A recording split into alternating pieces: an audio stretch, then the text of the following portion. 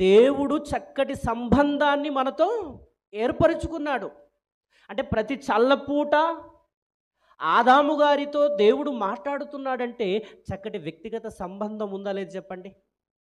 వ్యక్తిగత సంబంధాన్ని కలిగి దేవుడు ఆదాముతోనే ఉంటున్న ఆ సందర్భంలో ఏం జరిగిందంటే, ఎప్పుడైతే హవ్వ అపవాది ఒక మాట విని పండు తిని పాపము చేసిందో అప్పటి నుండి దేవునితో ఉన్న మన బంధం ఏమైపోయింది?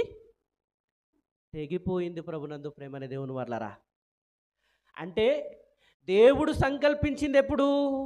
జగత్తు పునాది వేయబడక మునుపు మన భూమి మీద పరిశుద్ధులుగా ఉండాలని మనల్ని పరిశుద్ధులుగా పుట్టించాడు. వారి పోలికలోనే ఉండాలని కోరుకున్నాడు. అయితే ఆయన కోరుకున్న సంకల్పం ఏమైపోయిందంటే కొద్ది కాలంలోనే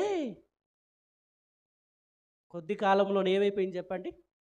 పాడైపోయింది. ప్రభునందు ప్రేమని దేవుని వల్ల. అది ఎందుకంటే ఆయన మాట మనకు వినకపోవటం వల్ల ఉన్న సంబంధాన్ని మనం ఏం చేసుకున్నాము? తెంచుకున్నాం. అంటే దేవునితో ఉన్న మన సంబంధం, దేవునితో ఉన్నటువంటి వ్యక్తిగత సంబంధాన్ని మనము కోల్పోయాం. ప్రభునందు ప్రేమని దేవుని వల్ల. ఆ తెగిపోయిన సంబంధాన్ని కలపటానికే, ఆ తెగిపోయిన సంబంధాన్ని మరలా ఆ దేవునితో కలపటానికే యేసుక్రీస్తు ప్రభుల వారు భూమి మీద రావడము జరిగింది. అంటే దేవునికి మనకు ఆ సంబంధం తెగిపోయింది. మీ అందరికీ తెలుసు, ఎప్పుడైతే ఆ పండు తిన్నారో అప్పుడు ఏం జరిగింది? ఈ పండు తినుదినమున నిశ్చయముగా చచ్చేదం అన్నాడు కదా. అంటే పండు తినదినమున చచ్చేదం అన్నప్పుడు ఆ చావు అంటే ఏమనుకుంటున్నారు మీరు? దేవునితో ఎడబాటు, దేవునికి దూరమైపోయారు. ప్రభునందు ప్రేమని దేవుని వల్ల. చావు అంటే అర్థం ఏంటి? ఎడబాటు కదా, దూరం అవ్వటం కదా. అంటే దేవునికి మనుషులకి ఏం జరిగిందంటే ఎడబాటు జరిగింది. ఆ ఎడబాటులో ఉన్న వారిని కలపాలంటే, అంటే ప్రారంభానికి మనం ఆలోచన చేయగలిగితే ఆదాము హవ్వలు దేవునికి దూరమైపోయారు. ఆదాము హవ్వలే కాదు, ఆదాము హవ్వల తర్వాత వచ్చిన వారు కూడా నోవాహు గారి కాలంలో ఏం జరిగింది? జనులు తినుచు త్రాగుచు పెండ్లి చేసుకొనుచు నుండి జలప్రలయం వచ్చి కొట్టుకొని పోయేంత వరకు ఎరుగకపోయిరట.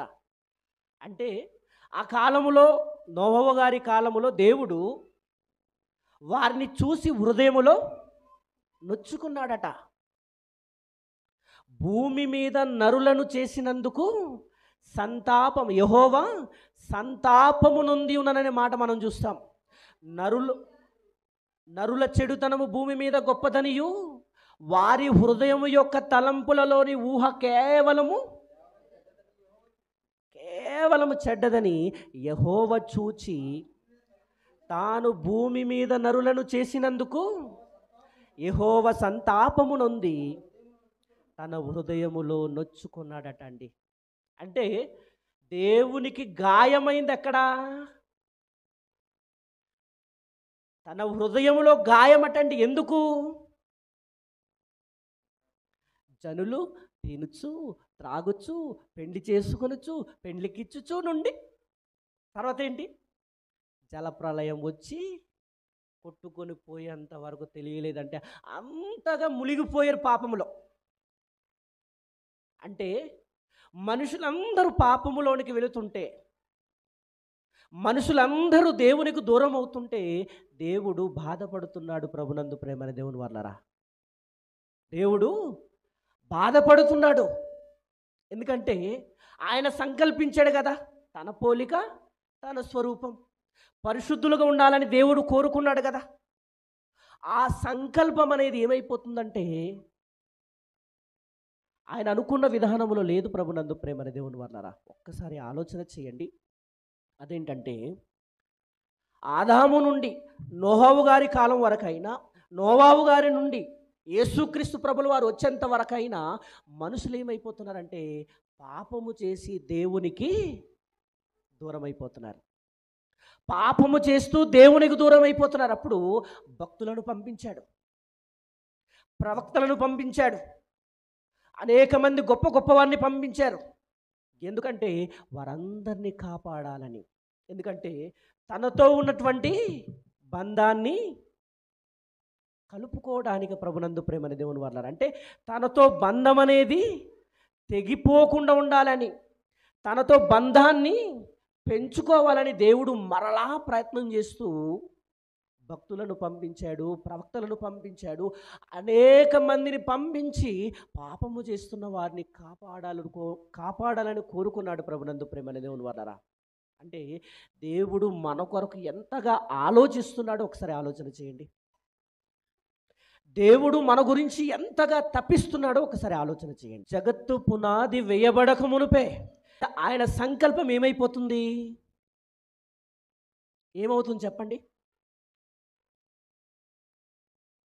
ఆయన సంకల్పం నెరవేర్చబడట్లేదు ప్రభునందు ప్రేమని దేవుని వర్లారా.